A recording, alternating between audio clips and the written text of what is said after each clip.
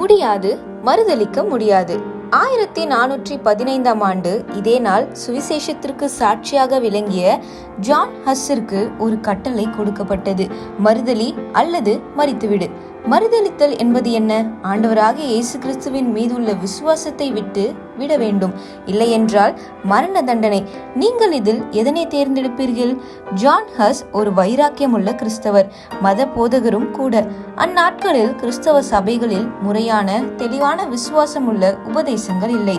குருமார்களும் போப்புவும் தங்கள் விருப்பப்படி வேதாகமத்தை திருத்தும் தவறாக பிரசங்கித்தனர். பண ஆசை பிடித்தவர்களாகவும் ஆடம்பர பிரியர்களாகவும் அவர்கள் காணப்பட்டனர். ஜான் ஹஸ் இவைகளை கடுமையாக எதிர்த்தார். கிறிஸ்துவின் மேலுள்ள பற்றுதலால் போமியா மொழியில் தெளிவான சத்தியத்தை எடுத்துரைத்தார். ஜான் விக்லிப்பின் போதனைகளை மிகவும் மதித்து அவைகளை மக்களிடம் துணிவுடன் கூறினார். இதனால் எதிராளிகள் இவரை கொலை செய்ய சதி திட்டம் தீட்டினர். போப்பால் கூட்டப்பட்ட விசாரணைக்கு வரும்படி பணிக்கப்பட்டார். அவ்விசாரணைக்கு போகும் பாதையில் மறைவான முறையில் தாக்கப்பட்டு சிறையில் தள்ளப்பட்டார். முடிவில் விசுவாசத்தில் நிலைத்து நின்றதால் மரண தண்டனை விதிக்கப்பட்டார். ஒரு திருமண விருந்துக்கு செல்வது போல் தன்னை நெருப்புக்கு ஆயத்தம் செய்தார்.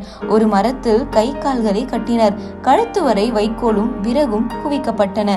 நெருப்பு தழல்கள் உயர்ந்தபோது அதை காட்டிலும் மேலாக ஆண்டவரை புகழ்ந்து பாட விண்ணகம் ஏகினார். கடலில் கரைக்கப்பட்ட அவரது சாம்பல் உலகெங்கும் சென்று சத்தியத்திற்கு சாட்சி பகிர்கின்றது. அன்பரே, உங்கள் விசுவாசம் அசைக்க முடியாததாக காணப்படுகின்றதா? வாழ்விலிருந்து வாழ்வுக்கு சத்தியத்தை கூறுபவர்களை கட்டி வைக்கலாம், சுட்டெரிக்கலாம். ஆனால் சத்தியத்தை கட்டி வைக்கவும் முடியாது, சுட்டெரிக்கவும் முடியாது. குயவனின் கரங்களில். ஆண்டவரே, உம்மை உறுதியாக பற்றி கொள்ளவும் உம்முடைய கட்டளைகளுக்கு கீழ்ப்படியவும் உதவியருளும்.